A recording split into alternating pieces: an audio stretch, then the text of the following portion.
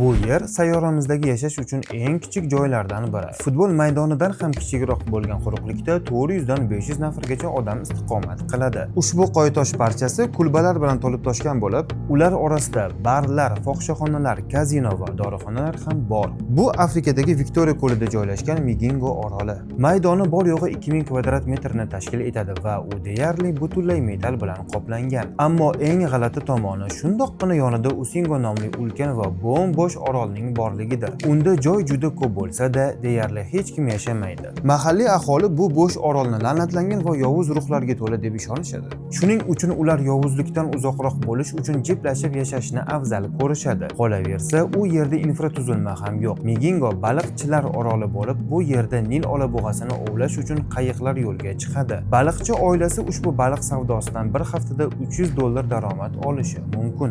Boshqa joylarda bunday mablag'ni topish uchun bir necha oy mehnat qilish kerak bo'ladi.